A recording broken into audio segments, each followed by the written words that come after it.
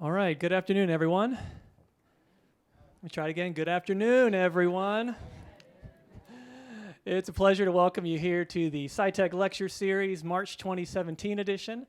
My name is Corey Miller. I'm the Executive Director of Development for the college and also the Forsyth Tech Foundation. And the foundation is really fortunate. We're really appreciative of the opportunity to provide some financial support for the lecture series, and because we think it's really critical to bring greater attention to science and technology, both here at the college and also in all the community relationships that we have. And I'm new to the college, only 5 months in, and so I really haven't had much of a chance to get to the lecture series, so it seems appropriate, though, that today is the day, because you'll hear about from our speaker, there's a little bit of a full circle situation going on. But I am just want to share with you a couple things before I turn it over to Dr. Burrell. This is the 50th speaker today, so that's quite a great accomplishment since 2009. And keep the applause going, because you all have participated, and you're part of the over 3,200 people who have attended the SciTech lectures since 2009. So that's quite an accomplishment as well. So. Without further ado, I'll turn it over to Dr. Burrell, who will come and introduce our speaker.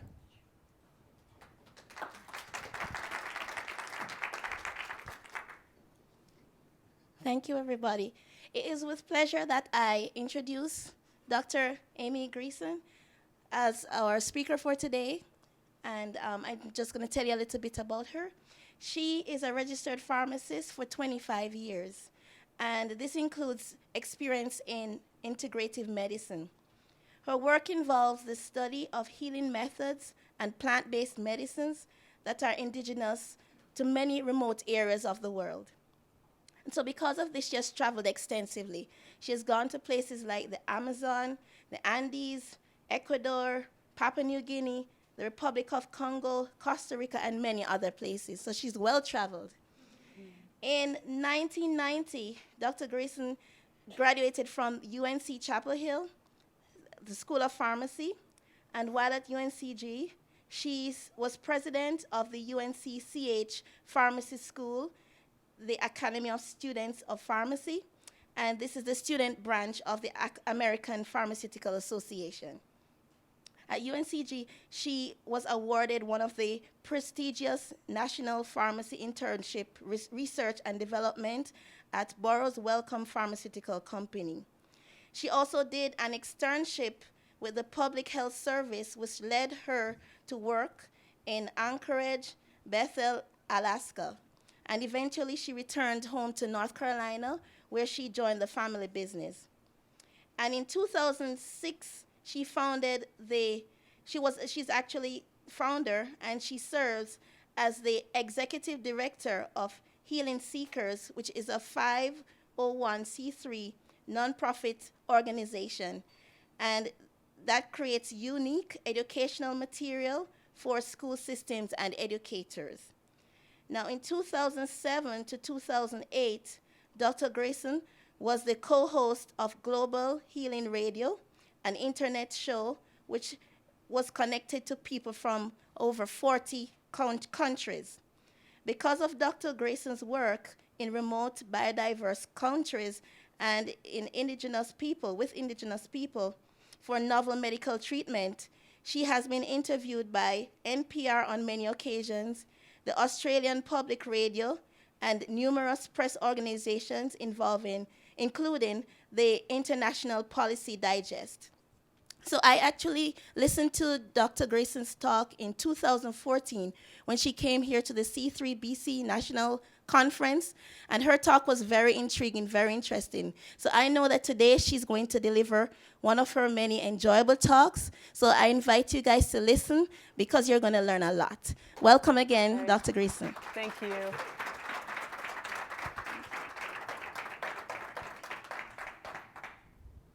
Am I good? Excellent.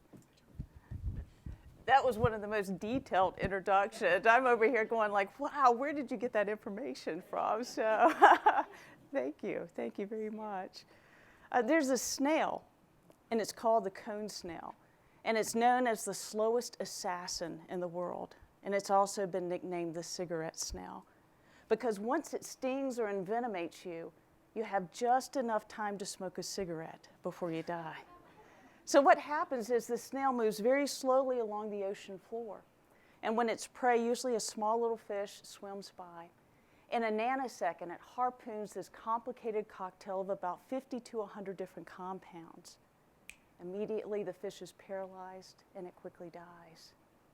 It is said that one drop of this venom is enough to kill 20 human beings. So there's a story of this guy in Guam, and he's walking along the beach, and he picks up these 2 shells, and they're just absolutely extraordinary shells. But unbeknownst to him, there are cone snails in each one of them. And each cone snail envenomates him. And the story says that he died within seconds. It was probably minutes. But unless you have, support with your respiratory system, you're going to die, and there's no anti-venom. Well, the interesting thing was this venom. Scientists were really intrigued with this venom. And they started looking at it. And they saw just a slew of compounds that they decided to name conopeptides. And there was one in particular, the omega conopeptide. And it had this remarkable ability to kill pain. And it was said to be over 1,000 times stronger than morphine without the nasty side effects. So from the omega conopeptide, we developed the drug ziconotide. And now researchers are looking at other conopeptides for diseases and conditions that include the prevention of nerve cell death. So we could be looking at Alzheimer's, Parkinson's, Lou Gehrig's disease, those kind of things.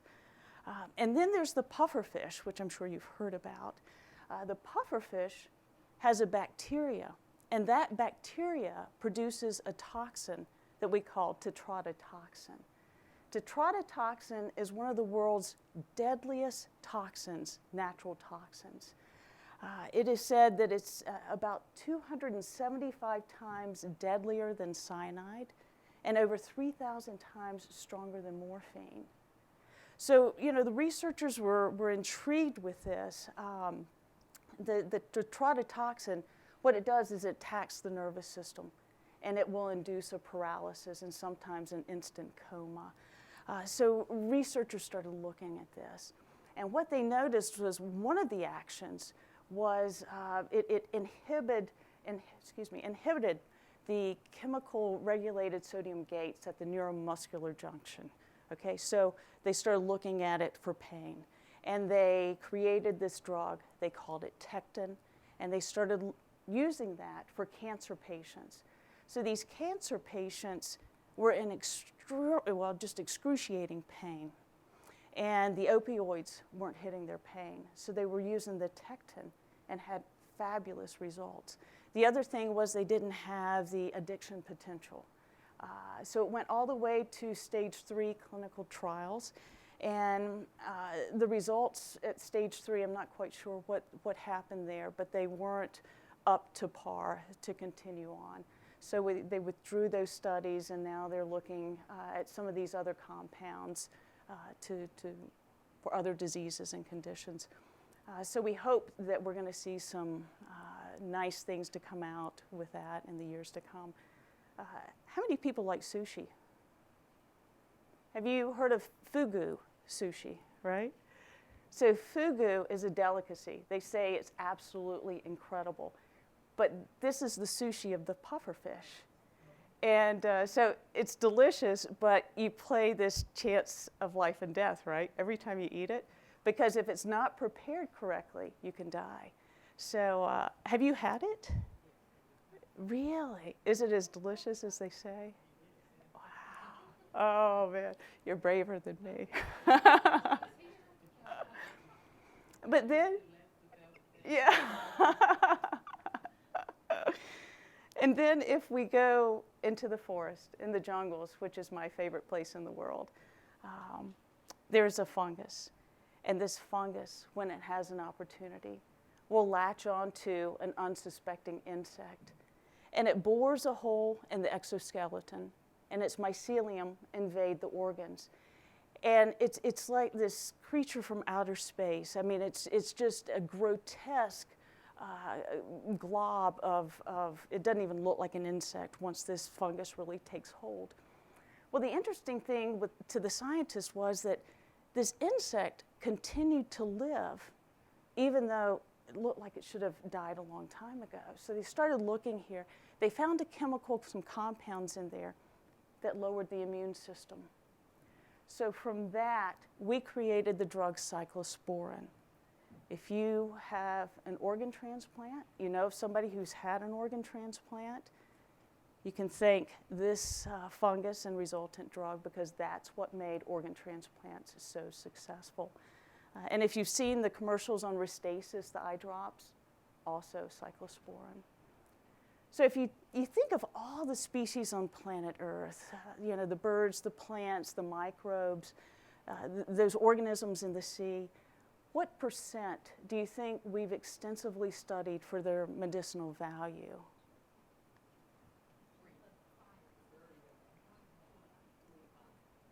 Excellent answers. It's less than 5. It's probably less than 1. But here's the kicker. From less than 1% of all species on planet Earth, we've created over 55% of our pharmaceuticals. Let me give you an idea, because some of these may surprise you. The statin drugs, Lipitor, Mevacor, Zocor, the original source, the fermentation of rice with yeast. Those of you who are diabetics or know diabetics, chances are you know about metformin. Metformin comes from the French lilac plant. It is also the world's most widely prescribed anti-diabetic, with over 40 million prescriptions in the USA alone per year. And then there's another diabetic drug called Byetta. And Byetta comes from the Gila monster. So you know the Gila monsters, those huge venomous lizards? Well, they eat like 5 to 10 times a year, but yet they maintain a steady glucose or insulin level. So scientists started looking at them, and they found in their saliva a particular hormone. So they synthetically created exendin-4, which is a hormone that is found in the saliva, and ended up with Byetta. And then you have, bless you, then you have your blood pressure medicines, ACE inhibitors, lisinopril, captopril, enalapril, all the prils, basically. And the origins of this is, it's a venomous pit viper in South America called Bothrops gerarca. So they noticed that this pit viper, when it struck its prey, it caused a life-threatening plunge in blood pressure. So scientists went in and they worked with these compounds, and they created captopril, and that was in 1981. I know when I still work in the pharmacy, we dispense this class of drugs multiple times a day. And then you have the blood thinners. So this one, gosh, goes back to 1920 in Wisconsin. And the farmers were panicking because their cattle were hemorrhaging. They were bleeding to death. And they finally linked this bleeding to a particular batch of sweet clover. And this particular batch of sweet clover had been stored in overly dry conditions. And those overly dry conditions had facilitated the development of a mold. And that mold produced a chemical called dicumarol. So researchers, they played with this dicumarol. And then in 1948, they put a product on the market, and they sold it as rat poisoning. And they called it warfarin. Well, it was always thought that it was unfit for human consumption, when in 1951, an Army inductee attempted suicide by taking it, and he lived. And then we came out with what came out originally as Coumadin, and now most people know it more as warfarin, which is still one of the world's most widely prescribed blood thinners in the world. Over 80% of our antibiotics, penicillin, cephalosporin, vancomycin comes from the soil in Borneo. Then you have erythromycin, streptomycin, neomycin, your over-the-counter triple antibiotic creams, all from tropical soil fungi. In 1954, there was a sponge, and that sponge was in the Caribbean, and it led to the development of a drug. Anybody want to guess what this one is? Yeah. Led to the development of the AIDS drug, AZT. So from less than 5% of the world's species, We have over 55% of our pharmaceuticals. The world has yet to be explored. And we're not even getting close to all the indigenous use of homeopathic, herbal, botanical medicine, which is just amazing in itself. So years ago, this was back in the 1990s, I was returning to an area in Peru, and it's an area that I had been about 3 years prior. And has anybody been in the jungle, in the Amazon or in a jungle? Beautiful, beautiful. So you're going to understand what I'm saying. The moment I went into the Amazon the first time, there's a peace and a serenity that is just unparalleled. And I immediately fell in love. And so when I was going back to this area, I just couldn't wait to get back and immerse myself again. And so we got on a boat, and there were about 6 of us on this trip. And we start this trip up the Amazon, where we're going to be for 3.5, 4 hours. And it's not long before I realized how much our world is changing. You see, on either side, there was logging and destruction on either side of the Amazon. And as we continued to move forward, we passed these barges with heavy equipment and bulldozers. And when we got to the point where we veered off right up a tributary, changed into dugout canoes and went another 3.5 hours. And even there, when we reached this village where we were staying, this westernization influx had already taken hold. You know, there were ball caps and T-shirts where before it was just loincloths or no clothing at all. And I began to see not only how fast our world was changing, but also, you know, it was like the environment itself was disappearing right before my eyes. And it was the land and it was the species, but it was also the cultures. And at that point, as kooky as this sounds, you know, it became my mission in life to try and document and capture as much of this as possible in hopes that somebody maybe could use that at some point later on. So that year, we birthed the nonprofit Healing Seekers. And the idea was to go to some of the most remote and isolated areas of the world to film that and to bring that back for students, because at that point, my nieces and nephews were this little. And I thought, by the time they get to be my age, there may not be an Amazon, or there may not be these forests and jungles. And I wanted them to be able to experience that. Of course, first and foremost was to bring attention and try and stress the needs for sustainability and conservation on those. But as we continued to work with the film and the educational materials, I began to realize that we were being gifted invaluable knowledge and wisdom from these indigenous healers and medicine men. And so we began to work with the indigenous people, with the healers and the shaman, and together get those plants and bring those back into the U.S. For analysis to see what we could do to propel those forward. And not necessarily with pharmaceuticals. We've spent a lot of time with herbals and botanicals as well. And so anyway, that was the birthing of the research company, Natural Discoveries. But let me get off here on another thing. Well, actually, let me just say, when I started doing this, you know, I was so naive. You know, I had this lofty idea and these lofty dreams. At the same time, I'm working as a full-time pharmacist in our small town where I grew up in Thomasville. And every single day, people came into that store, people I've known my whole life, their parents, their grandparents, their siblings, their own children. And I watched as they fought and battled horrific diseases for which we didn't have cures and treatments. And so there was a part at that time when pharmaceutical companies ceased funding their natural products divisions. And so for no other reason than to feel like I was tired of dispensing stuff just to make them feel better, I wanted them to heal. So I decided to try and go out and find these cures myself. If anybody had told me the hell that you would go through to do that, I don't know that I would have done it. We've done everything from the first time we tried to import things in, customs confiscated and destroyed 75% of the specimens because they were still a little moist. So we had to dig deep in the pockets and go back and retrace the whole expedition in Madagascar and recollect all those species again. In the Congo last year, we were there for 2 months. We were arrested twice and picked up by police 3 other times.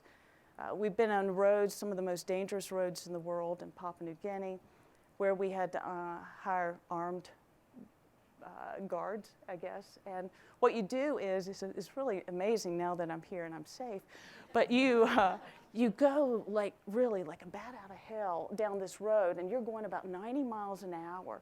Because if you go any slower, see, they have these groups, and they're called rascals. They're like bandits. And they'll hear a vehicle coming. And when you're going around some of these curvy areas, what they'll do is they'll put a big tree or a log in the road, and your driver slams on brakes, and by the time he slams on brakes, puts it in reverse, another group has put another log or tree, and then they trap you. So then, they rob, rape, or whatever beyond that. So, the object is to go really, really fast. And so you're going crazy for like 5 hours down this road. And of course, when you get to the other side, it's time for a beer. So you don't, it's okay then. But anyway, so there are different criteria we use when we pick an expedition. And first of all, we pick the most biodiverse areas on planet Earth. And these are areas that are so rich with abundant variety of species of life that a large percentage of those exist nowhere else in the world, and a large percentage have not even been identified by science. Let me give you an idea of the biodiversity of these areas. If you take a half an acre of land in central North America and you count the number of woody plant species, on average, what you're going to find is about 20 to 30 different woody plants. If you take the same half acre of land in western Amazonia, what you're going to find is over 300 different species of plants. So just for a moment, just imagine a half an acre of land, and you have got just species of life crammed in. Well, there's one thing you can bank on, and that's competition. There is intense competition for survival. You're talking about survival of the fittest. Fierce competition. They are fighting for water, food, light, space. Plants in particular, constantly bombarded by microbes and insects and animals. And they can't just get up and run away. So what they've done is they've developed chemical arsenals. And they secrete these chemicals which protect themselves. So for example, leaves that detect a disease-carrying virus will secrete a chemical to protect its leaves. But those chemicals also are up in the air. And they go over to the neighbors and they say, hey, wait a minute, we've got some danger over here, prepare yourself. So even though the virus isn't near these plants are already producing their own chemical arsenals. And then other plants can sense like a caterpillar eating its leaves. Now, I have no idea how in the world they figured that one out, but they did. And so what they do, this plant secretes these chemicals up in the air, attracts the wasp. The wasp comes in, lays its eggs in the caterpillar, the eggs hatch, and the caterpillar dies. And then there's my favorite, which is the Rosy Periwinkle. And chances are you've probably seen that. It's in a lot of people's yards around here. But the Rosy Periwinkle in its native state, which is in Madagascar, has the ability to secrete these chemicals. And they will hurt, harm, or kill its enemies. The good thing is that those chemicals from the Rosy Periwinkle also impede certain forms of cancer. Acute lymphocytic leukemia, childhood leukemia, and Hodgkin's disease. So from the Rosy Periwinkle, we have created and developed 2 chemo drugs, vincristine and vinblastine. You go over to Brenner's Hospital, you can see all of that is still being used today, which is beautiful. So you have these environments, they're just, first of all, huge amounts of species. And then in the jungles, it's hot, humid conditions. There's no cold season. So it's a perfect haven for bacteria, viruses, fungi. So let's take a look at soil. So according to the NRCS, so at the USDA, 1 teaspoon of healthy soil has more microorganisms in it than there are people on planet Earth.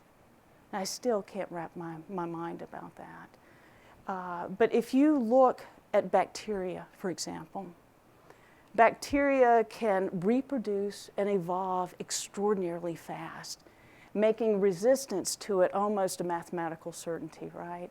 So bacteria, well, let's just think, so a human being, and I know this is not right, but let's just pretend that it takes a human being 16 years before she can reproduce, okay? And we compare that to bacteria. So it takes 16 years for a human being. Bacteria, on the other hand, can reproduce in 10 minutes. One bacterium can produce nearly 1.7 million progeny in 24 hours. That's over 9 billion by the time it takes that person to get to 16, mature, mate, and reproduce. It gives you an example of why it's so difficult to find antibiotics. And with the population increase and the ease of travel, when I was in Papua New Guinea in December, I literally started in Raleigh-Durham and went Raleigh-Durham, LA, I came all the way and came right back around the world. And it's just so easy. So why we don't have more infections and more difficult things than we do is pretty outstanding. But it's one of the reasons that biotech has definitely got to continue doing what we're doing, step it up, because I'm afraid that in the years to come, one of the statistics I heard on NPR was that if we don't get better with better antibiotics, antivirals, that by the year 2020, more people will die from infection, especially children, than they do from cancer. So it's another reason that we need to step up our biotechnology. So anyway, so we have these environments that are crazy amazing with the species of life. The second thing we look at is areas that have intact indigenous cultures. These are cultures for hundreds and hundreds and thousands of years of wisdom and knowledge that are beyond anything that humanity can probably comprehend. Over 95% of the people we talk to on our trips have never spoken to an outsider about their medicine or their ways of life typically. And it's amazing how sometimes we forget the role that a person or people play. Indigenous people have always been a vital component of Western medicine. In the 1820s, the first pharmacopoeia of the United States was published, the first pharmaceutical textbooks, really. And in that pharmacopoeia, there were 212 plants, 100 of those by Native Americans, used extensively by Native Americans. But when they went to the explanations, those explanations were European interpretations. And there was one example, or one exception, and that was the May apple, and I'm sure you've all heard about. So the May apple, the Native Americans had used that to induce sweating, vomiting, and to treat a skin condition that we would call skin cancer. So finally, in the 70s and 80s, we start looking at that, and we have a derivative of podophyllatoxin. And the podophyllatoxin led to the creation of etopicide and tenipicide, 2 chemo agents. And then if we go further back in time, let's go back to like 1534. The French explorer Cartier was going up the St. Lawrence River. And Dana, you're going to appreciate this one. It was going up the St. Lawrence River. His boat became trapped by ice, and his men were dying. The other men survived off of rations of salted meat and biscuits. But the men showed signs of scurvy, which is a severe deficiency of vitamin C.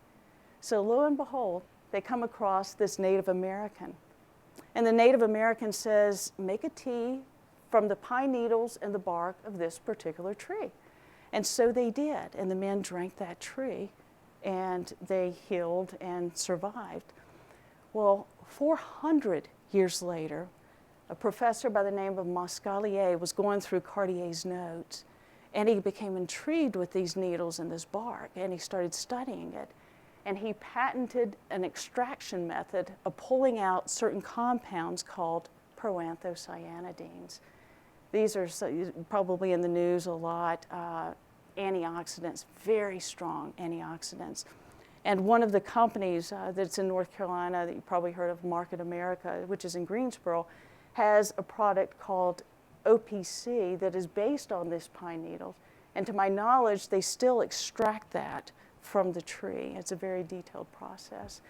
So it's still pretty amazing what's going on with that. And then the third criteria that we really look at is these areas are considered hot spots. They're areas that are the most seriously threatened with habitat loss and destruction. And probably the best example I know of this is a friend of mine, Mark Plotkin, told this story years ago to me. And he said, you know, there were some researchers at Harvard, and this was probably in the 70s or 80s, I guess, when they were still doing a lot of the natural medicine with the pharmaceutical companies.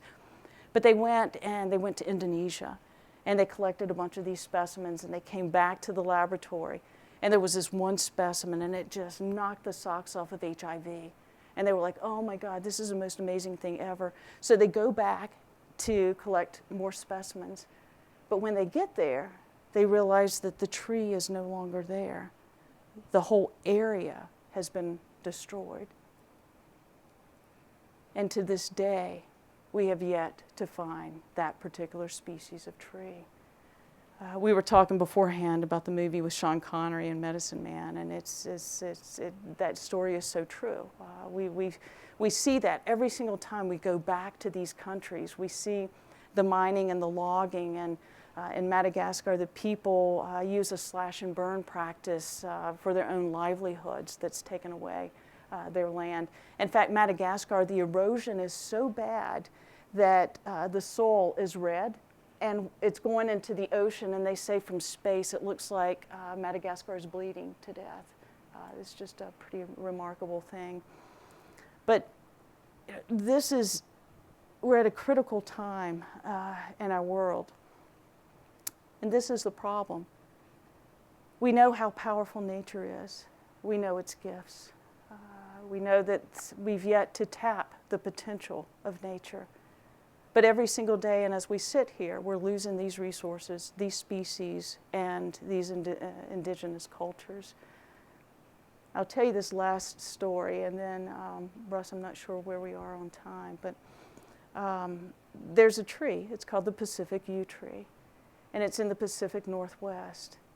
And loggers, when they would go to an area and they'd start logging this area, they'd get to a Pacific yew tree, and it was a nuisance. So they cut it down and they disregard it and just throw it off to the side. Well, lo and behold, the National Cancer Institute, through a program at RTI, a couple of researchers there, Wall and Wani, discovered a compound in the bark that killed certain forms of cancer just like crazy. So they started studying this, right? But there was and that was supplying the raw materials. It was estimated that to treat just the women with ovarian cancer and the melanoma patients in the USA alone, it was going to require about 360,000 trees a year. Well, it didn't take long to know that there's no way that the tree would be extinct in a matter of months and maybe even weeks. It became at that point for those researchers and scientists to go in, to study those compounds, to synthetically create that compound, and that's what they did. And from that, we have the drug Taxol, paclitaxel. We still dispense it, saved millions of people's lives. It's extended millions of people's lives. The interesting thing was, it was years after we started dispensing this drug, they realized the compound that killed the cancer cell wasn't from the bark. There was a symbiotic relationship of a microbe and the bark, and together they were creating that compound.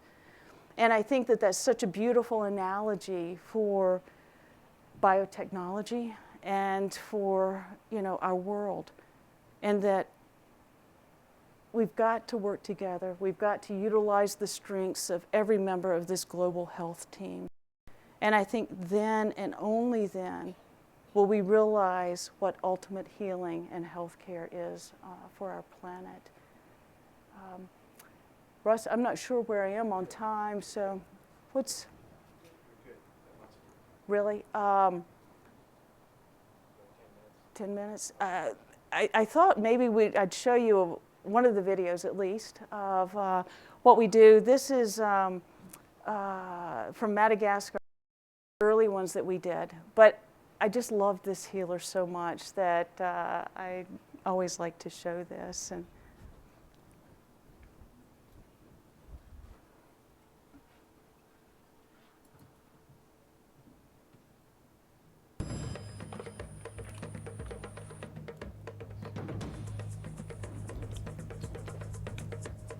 can you not hear it? Yeah, it's pretty. Is it just computer volume like the speed up? Oh, thank you. That one's up. No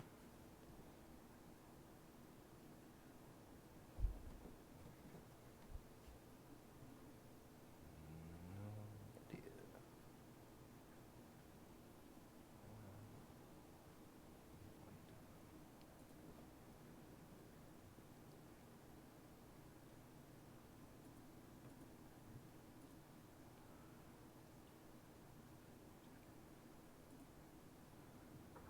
Amy, do you want to take a question or two? Sure, absolutely, absolutely. I don't know where the computer volume is. Go get the mic out of there for me when it's on the second show. And while we're waiting, I'm curious, when you speak to the Indigenous people, what's their level?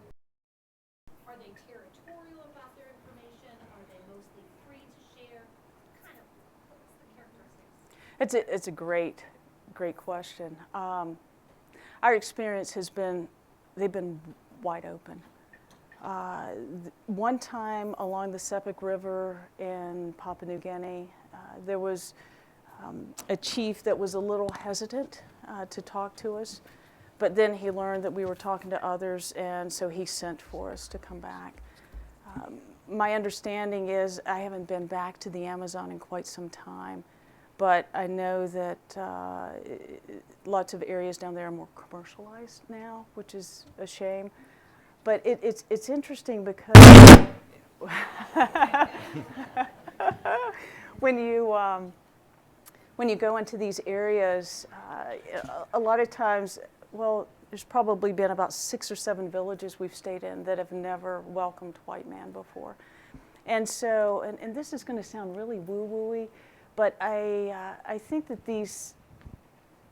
they're so spiritually connected that they also know, you know, good intentions and good souls and not. And we never do anything unless we're together on it. And even when we've had hits for cancer, for example, and we go back and collect more, we sit, and it's like, you know, this is what we have. Do you want to continue? You're in full control, because if you don't, if this is not good for you, then we don't go further. And I think it's that mutual honor and respect. But we've had absolutely beautiful, beautiful experiences with the people. The police, not so much, but you know, with the people, yeah. Any other questions while we waiting? Mary's on the go. So we make billions of dollars from these drugs that are produced. Do we give any money back to these cultures to help improve or enhance their way of life? That's a beautiful question. That is one of the things that our company is very adamant about. There are a couple of things. One, there's something called the CBD, the Convention on Biodiversity, I can't remember, protocol, and then there's one called the Nagoya Protocol. And what it is, it's an international, two international protocols that basically say, they set standards on how you're supposed to move forward with that. Some of the countries, a lot of the countries have signed them. A lot of countries are not following through, but they're learning. And it's to prevent things like that from happening. Because as you can imagine, from the Rosy Periwinkle, the sales of vincristine and vinblastine have been enormous. To my knowledge, Madagascar, the people have not received one dime of that. And that's why these protocols were in place. We have one plant that our company sold to an herbal botanical company for the enhancement of stem cells. And part of the deal was that everybody follows these protocols. And my business partner at the time, John, who was just so knowledgeable with those things, went to Madagascar and actually sat down with the people, and I'm so proud of him. But he walked them through how to do this policy and this protocol with this product because they'd never done it before. And so it's something that we are more protective of it in a way than they are of their own resources. And I don't mean that with any disrespect whatsoever, but it's a great question. And so, yeah, there is an international group that is trying to make that different. And that is also one of the reasons that pharmaceutical companies stopped putting so much money in their natural products divisions, is because of intellectual property rights and doing some things like that. And I think that they thought if they created it 100% synthetically, that they wouldn't have to worry about the intellectual property rights. And that's with my limited understanding with that. So it's good to know that most of our drugs that we're taking has got plant and animal-based origin. But what about the side effects? Is it because they're synthesized or not done correctly? Well, I think, and here, this is my humble opinion, just because it's natural doesn't mean it's safe. You've got morphine, you've got, huge amounts of natural products that have a lot of side effects. Golden seal can induce an abortion. You've got people who have reactions to everything from echinacea on. Nature is just an amazing thing. And, it's like my father told me when I was entering pharmacy school and I was worried about patient counseling because I just didn't know what I was doing. And he said, if everybody read the insert to an aspirin, nobody would take aspirin. And so it's a great question. And I don't know if there are more side effects or a lot more severe because of a synthetic creation than a natural. You've asked me something I don't know. So. Thank you for your speech. I was wondering if you're familiar with Carlos Castaneda and Florinda Donner, because way back 30, 40 years ago when I was reading their books, Florinda Donner has a book called Chabonneau, which is actually explaining the tribe in Amazon, and later on in Witch's Dream is pretty much what you were doing. That's what she went for, to find out how they're healing. And what really stayed with me is that the natural healer from the tribe said, "What are you doing there?" And she said, "I'm writing down." If you are healing, you don't need to write down, you just heal. Wow, beautiful. Yeah, Wow. so I was just wondering, if you haven't, I would recommend to, because what you're explaining pretty much resembles her. Florinda Donner is her name. Beautiful, thank you. Thank you, I'll have to pick that up. Okay, great. Thanks, Sean.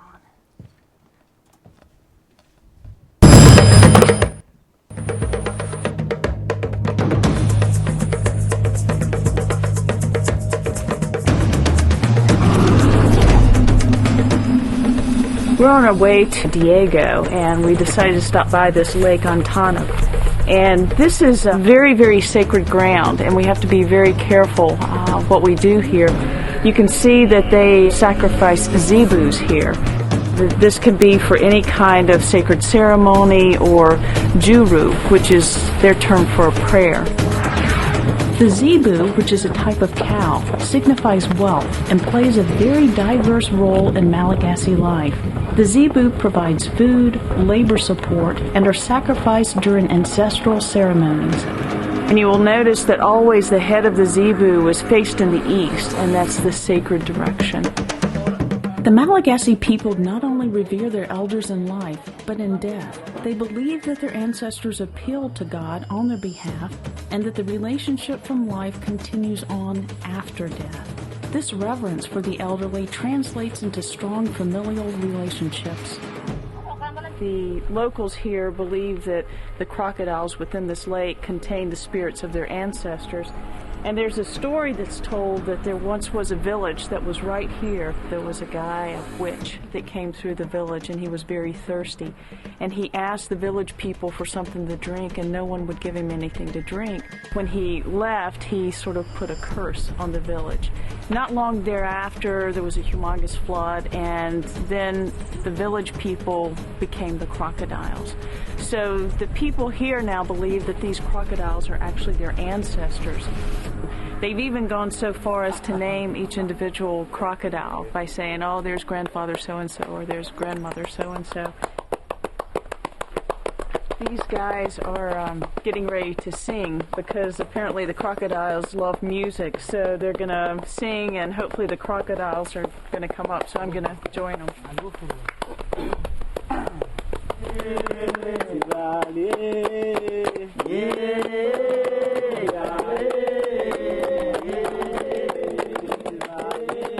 They started singing and clapping, and it took a few minutes, but then I saw a crocodile probably about 30, 40 feet out, and I was just like, oh my God, it's working. And then there was a second one,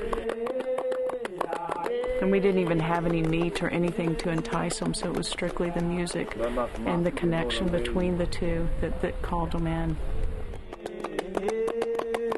We've called the crocodiles in, and we didn't have any zebu meat, so one of the guys biked all the way into town and bought some meat, and we're going to feed the crocodiles now, so they're going to sing and feed the meat.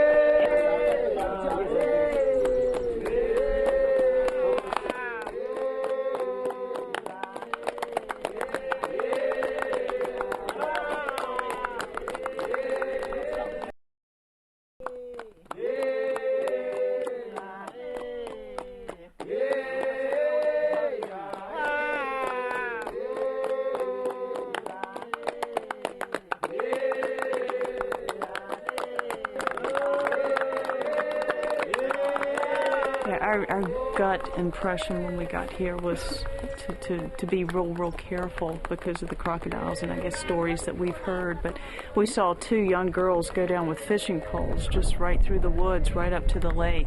So they respect them and they know that they can do harm, but there is such a love and such a respect for them because they are their ancestors.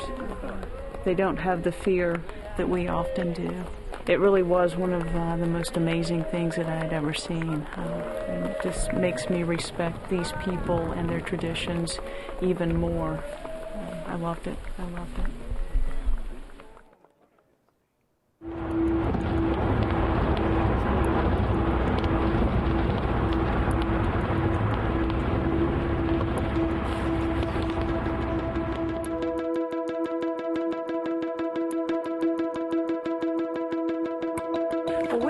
The village of Ampapamen, and this area was not easy to get to. We traveled for about 5, 6, 7 hours maybe in a vehicle on this road, and some of our team were trying to go to sleep and we kept banging our heads up because the road was so rough. But this area is about 7 hours south of one of the major towns, Diego. This area is very hot and dry. It reminds me of the Serengeti. In fact, several times when we were walking, I thought, gosh, are we in Africa? It used to be a dry, deciduous forest, but there's been a lot of slash and burn. And also a lot of people have cut the trees down to make charcoal. Right now we're getting ready to go meet the elder. They call him Dada, and sort of like Daddy, but he is the respected person here with all the plants and quite knowledgeable. We have the elder of the village, who is also the local healer, and his name is Johammed. And he is 85 years old. As he said, yeah, if people in the village, if they're sick, they come to him and ask him about plants. Then he goes in the forest. Then he takes some plants. He give it to them. He said, "You do it like this." Then they're okay. Nice. All of the information about plants, medicinal plants, he got it from the grandfather and father. But there's not one specific person that he is teaching everything to. Is just specifically with the herbs, or does he also ask his creator for guidance to heal? Yeah, he pray. He asked the creator to help heal. And also, if someone is sick, of course, they need the creator to work also through the plants. As we walked with the healer, the surprises of the landscape made Madagascar even more charming and complex. We started out in dusty, grassy fields, then came upon a dry, shriveled forest, and within minutes we found ourselves surrounded by lush green rice paddies. Trees are cleared here for two primary reasons: agriculture and fuel. Because there's no electricity, wood is the primary fuel. Our sound man Josh has a horrible allergic reaction that looks like severe poison oak or poison sumac. The culprit behind such reactions is a chemical called urushiol, which is found in the sap of certain plants, like our common poison ivy. The oil of urushiol binds to almost anything, such as clothing, pet fur, and human skin. Since this oil is also found in the shell of the cashew nut, which grows in Madagascar, the healer definitely has experience treating this condition. And you can use this plant, this one, and you pound it, and then you press it to get the juice. The urushiol made Josh itch terribly and caused his skin to become red, irritated, inflamed, and it soon blistered. Typically, a rash will last 1 to 2 weeks, yet in some cases it may last up to 5 weeks. Johammed led us on a journey as we searched and collected the plants that he later meticulously ground in his mortar and pestle. All right, medicine for Josh. Yeah, this is. Later he will use it with Josh, and then when we go back where he lives. Oh, great. He prepared 3 different recipes for 3 different stages of Josh's condition. This first recipe he made was a brownish green liquid that helped with the severe itching and oozing.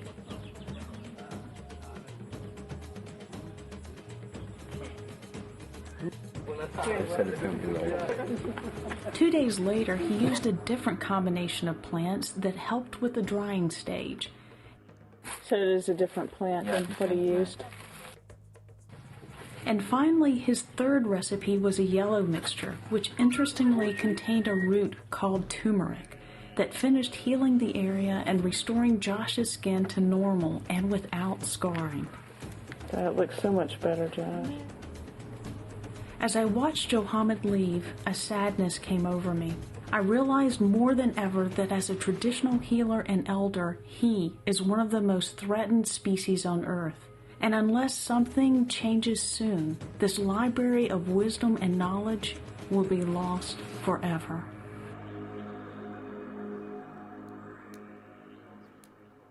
Are there any other questions? Sure, yeah, if there are. Yes. We have a great team. You can imagine the comments we gave Josh to have that stuff coming out of the back of his pants, but he got over it. Would anybody like any more questions? One quick question. You talked about the threat of habitats. What are the countries that you think are under the greatest threats today? Madagascar is severely,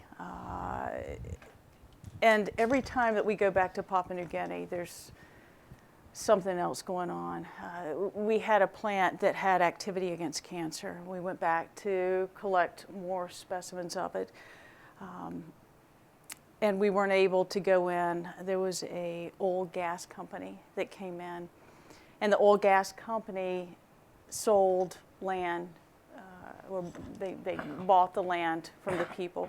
And the people were very excited to sell their land, and it was money for them, and that was, but once the money left and the land was gone, there was a lot of friction and a lot of fighting, to the point where there was a lot of deaths. So we were advised heavily not to enter this area, because even though we weren't affiliated, of course, with the oil and gas company, we had white skin. And so then when we went back the next time, again, in hopes of getting to this area where we have beautiful friends now, there was tribal fighting, and they were fighting over land, and it was horrific in the area, and nobody elaborated on that, but we wondered if the land that the oil gas company bought left smaller amounts of land for the tribes to live on, and now they were fighting over the remaining land.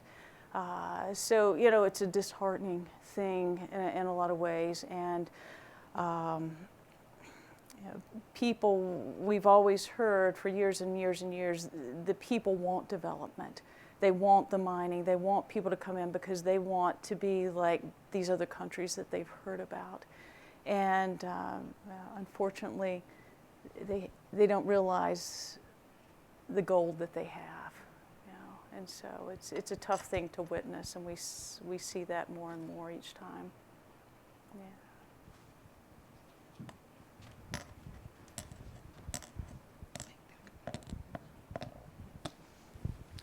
I mean, along the same lines, I was just wondering about, you know, conservation groups that your two groups, your company, your development company, and your healing seekers have been working with to help conserve any of the Amazon or any of these other areas. So along the same lines.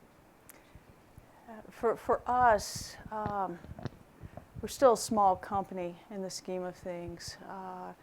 We were blessed 2 years ago to get our first investor. That was after years of working full-time and depleting everything I had to continue the company. You know, it was, it's been a long, hard process. So as we go along, we work with the Indigenous. We never assume that we know what's best for them. A lot of people say, well, why aren't you doing this? Why aren't you doing that? Well, we haven't been asked for that. And if you'll allow me, I'll tell you a story. We were in Papua New Guinea, and we were heading to a particular island, an island that I'd only heard about. And to my knowledge, no researcher had even been to this island. So it took us some time to find somebody to take us in a boat who said that they could get us to this island. Well, we were supposed to leave about 7 o'clock in the morning, but we had some issues backing up footage and recharging the batteries, and we were really delayed. We were about 3 or 4 hours behind. So by the time we got to this boat, we get to this boat, and it's about a 15 to 20 foot aluminum skiff, and we're going in the open ocean, right? And so, you know, we can still see the mainland way off to the side, but we're going to be in this water. So we pack all the dry bags, the food, the generator, the fuel, the 6 of us, 3 guides and a driver, into this small little skiff. And we start going, and, you know, we had the driver from hell. This guy thought that the faster he went and the more air he got, the harder that boat slammed, the better the ride. Well, after a few minutes, our butts are right on that shell. We have no cushioning. And, you know, it's not fun. So this goes on. Long story short, so this guy, he says, oh, you know, it'll take 5 hours. We'll be there in 5 hours. So our team, who never complains, but, you know, just sort of keeps shifting, and about the 5 hour mark, there's no island in sight. 6 hours, there's no island to be found. At 7 hours, there's still no island there. And we realize that he has no freaking idea where this island probably is, and we're not even sure that he knows where we are there. Well, on top of that, the sun is setting, and there's no lights. Back then, you know, there's no GPS, there's no navigation, and they're tiny little islands, like, you know, maybe 2 or 3 trees, or it could be 15 or 20 trees. So traveling at night, you're inevitably going to have a mishap. You're going to run aground or something. And so it was imperative that we find a place to stay. So we veer the boat and we go back towards the mainland. The thing is that all of our guides and drivers, no one knew any of the people, the villages that are along these areas. And in Papua New Guinea, you know, there's over 800 indigenous tribes. There's over 1,000 different languages. Tribal warfare is the norm. And so our guides were terrified because they knew we couldn't just squat on somebody's land. That would be even worse. We had to find somebody, ask permission, and then see if we could come ashore to rest for the night. So, you know, it's getting dark, and one of the guys spots a flicker of light. And so he aims the boat towards it, and it's a fire, and it's a village. And so we cut the boat off about 40 feet out. And our head guide asked permission for us to come ashore to stay the night. And at that point, you know, there's a group of about 20 or 30 people who've gathered along the water. And the men take off and they form a circle and they go and talk. And about 5 minutes later, one of them comes and invites us to come ashore.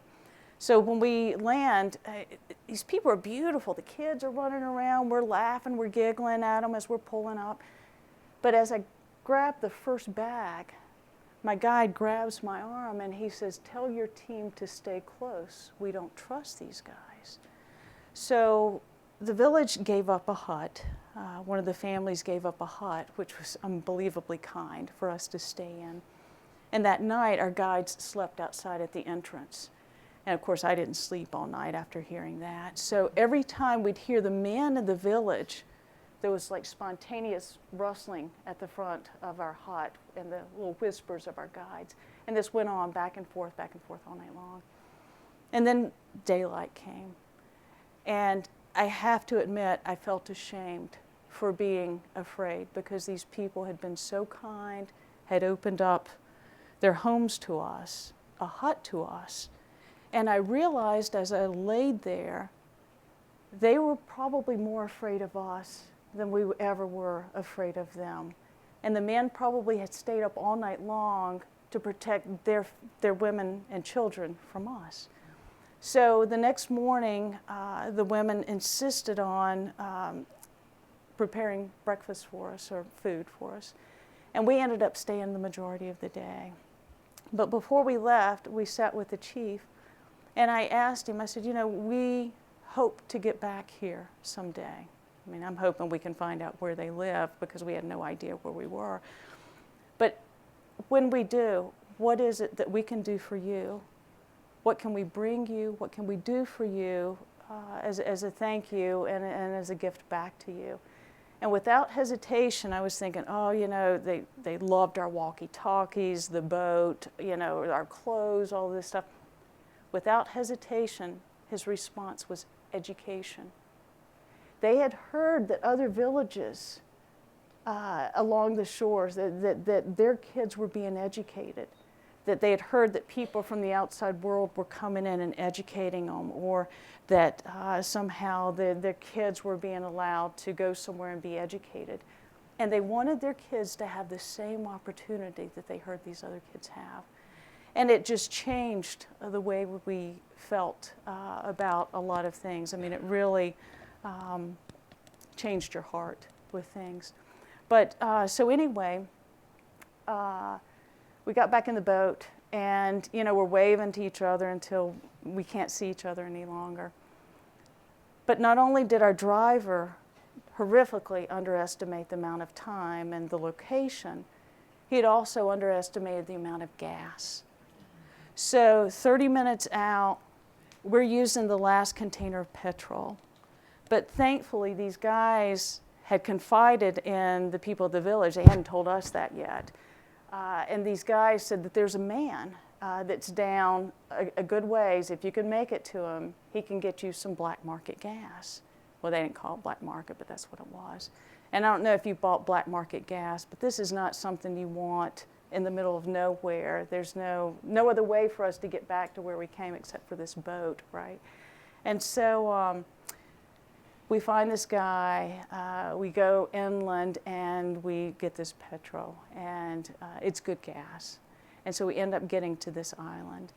And we spend 3 days, and I just fall in love with this healer. And we spend just so much time, and it's just sort of, you know how you have that connection with someone, you meet them for the first time, and you're like, God, you know, you've had lifetimes or something with them along the way. Well, it was this immediate connection. A year later, the specimens that we brought, got from him, there were 2 that had very potent cytotoxicity against 2 different cell lines that are still in research at Chapel Hill for their potential for cancer drugs. My point in telling that story is that sometimes the greatest risk have the greatest rewards and the greatest and the most valuable lessons along the way, even though you feel like, you know, everything is against you. You know, I'm going back. What was your original question? Now I could understand what my parents had to deal with when I was younger.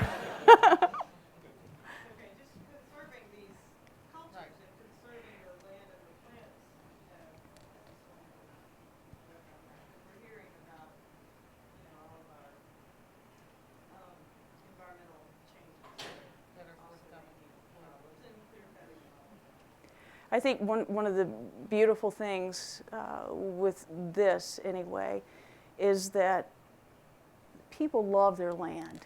They don't want to see it logged and mined. And if they have an opportunity to grow a crop that will, because the world's getting smaller. So these people are coming in, they know what money is, they know all of this stuff, and that's what they want. But if you can provide a way that is good for them and they want to do to make money with crops and to make it a win-win and to be able to maintain their land, for us, that's what we're trying to do. I have 2 quick questions, Russ. Hi, Amy. Hey. I'm Deborah Perret. You know me from Targacept. I'm John James's friend. Yes. How nice to see you again. And I put Good you on to my see LinkedIn you. and my Facebook and everything else. So I hope a lot of people came because we Thank were spreading you. the word. Thank you. 2 questions. Number 1 is you can't patent a plant. So is that why they're taking the plants and studying them and then making something synthetic that they can patent? You know, definitely with the pharmaceutical company, with the compounds. And, you know, I got to tell you, Deborah, I have looked at that. I haven't looked at that in a long time. We have collaborations, and honestly, I focus so much on the discovery part and making sure that we're doing ethically what we're doing.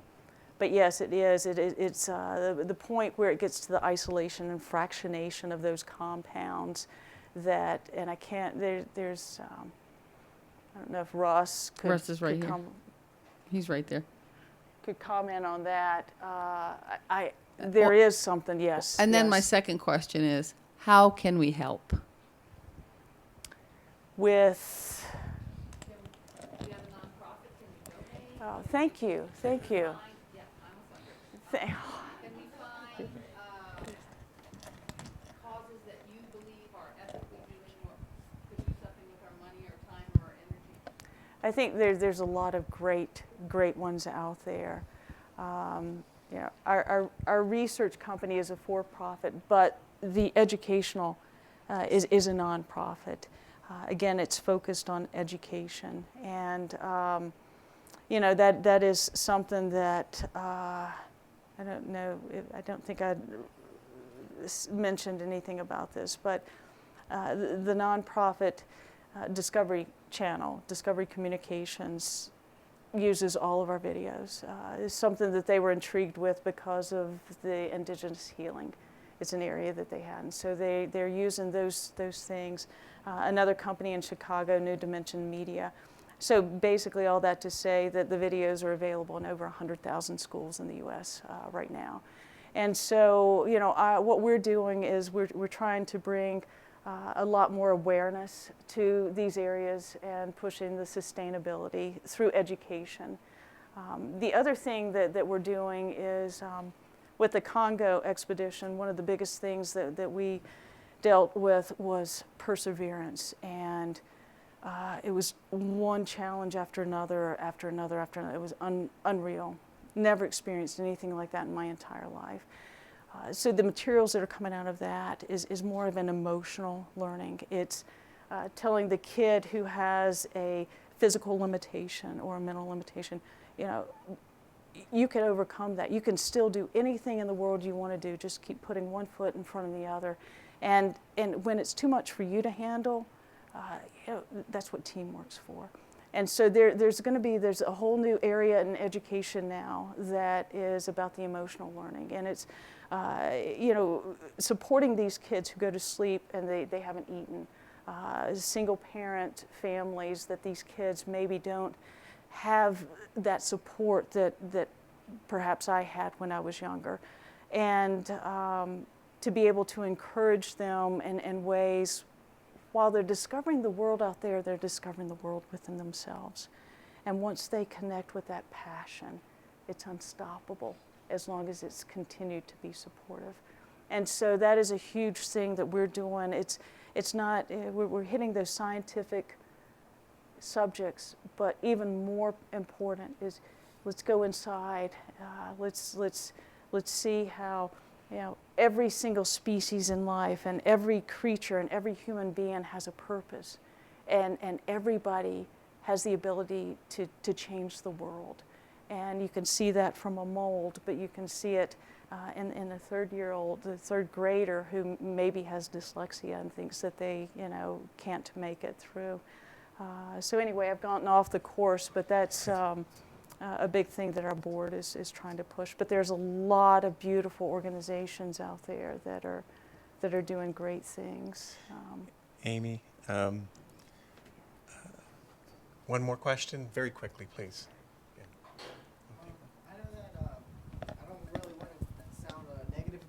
I don't want to sound negative about it, but I know that trying to convince or trying to, well, more like try to understand, make U.S. Customs understand at the border that you're doing this for research or for helping other people. You know, they won't understand or they won't even try to listen to you. Is there anything that can be done to help them better understand? Or, I mean, I know that there's laws and you know that can be exclusive for just research or, you know, something to this. Yeah, that's a great question. We've gone through a lot of permits. So yeah, there's certain permits that you have to be able to bring these in.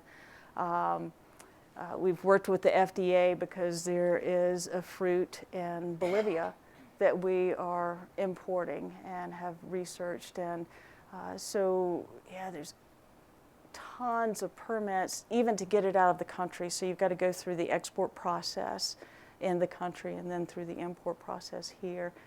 We're also applying now for some soil permits, and those are some of the most difficult permits to get. But it just takes diligence. And when our specimens were confiscated back in 2010, yeah, we just didn't know better. We had the correct permits, but a lot of those specimens we had collected within like the last 3 weeks, and they were still a little damp. And they were afraid that the microorganisms in there, we would be bringing in bacteria and stuff like that. So they rightfully had the duty to destroy those, even though it was a hard blow. But yes, it's a difficult process. So and it takes time to get those permits, and it's a little frustrating at times, but it's worth it. Well, Amy, on behalf of the college and faculty and administration and students, I want to thank you very much. This is your third lecture with us with the National Center for the Biotechnology Workforce, but actually it's your second SciTech lecture, and as Dr. Miller said, you're our 50th speaker.